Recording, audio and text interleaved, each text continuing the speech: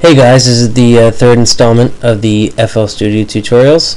I got a few comments, a little bit of feedback on my last couple videos, and one person asked for some more rap and R&B style drum patterns.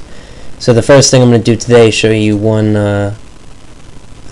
pattern, and I'll show you a couple more. So this one right here, you got the kick on the first beat. You got one here, one here. We have a shaker here. You could also use a hi-hat. It sounds like this. Let me see. You could also use a hi-hat. This is our kick, and then the snare. So we have the snare on the second and fourth beat, and the kicks arranged like that. So let's see what that sounds like. We have a 95 tempo.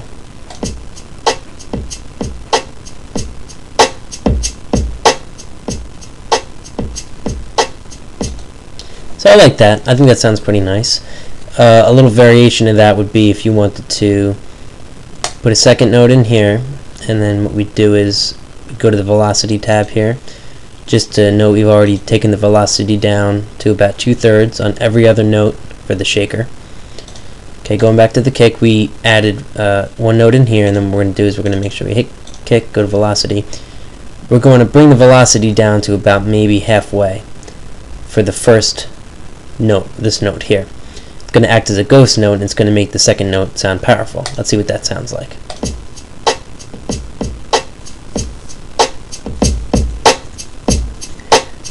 Just making it a little louder so you can hear the difference. So, you know, that's a nice little technique to use in music, and like I talked about in the other videos, it goes a long way, even though you may not seem like you notice it, you know, just in this context. It'll sound nice in the mix. And then there was one more I could show you guys. I mean, we could just do a simple like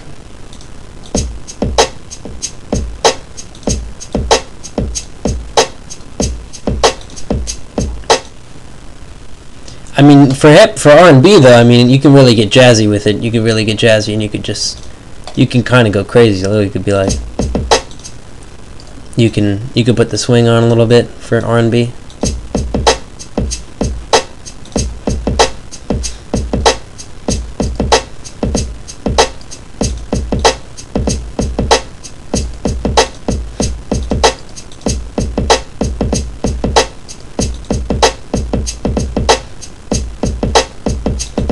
And then you can kind of experiment with the ghost note.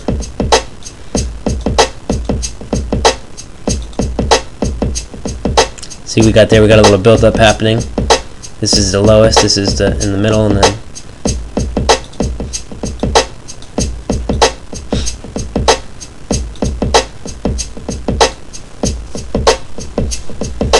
that just sounds appealing to the ear. It's a nice thing to listen to. And also keep in mind with R&B, you can also add in a second snare in certain places. Like let's say if we add in a real ghost snare here, maybe bring it down to about 1/3.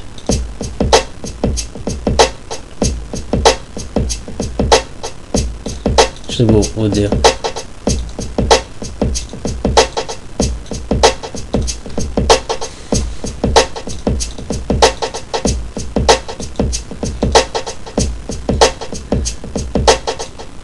So, you know, you could really, then what you could do is, what I always like to do, say you're happy with this pattern, we'll take pattern 1, we'll just clone it, and pattern 2, what we'll do is we could just fill in shakers across, and what we'll do is we'll kind of just play around with the velocity so that they're just a little bit different.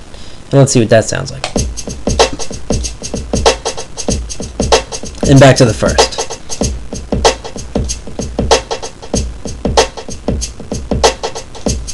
I hope you guys enjoyed this tutorial, and keep in mind, 1,000 subscribers, I will release the machine, which is the kit with all the, I guess I won't fit on the screen, but it's a kit with all the electronic drum kits from the 80s and all that stuff. So tell your friends to subscribe, whoever you need to subscribe, make some accounts and subscribe. I don't care. If I get 1,000, I'm releasing that. So I think it's at least over 200 megabytes worth of samples.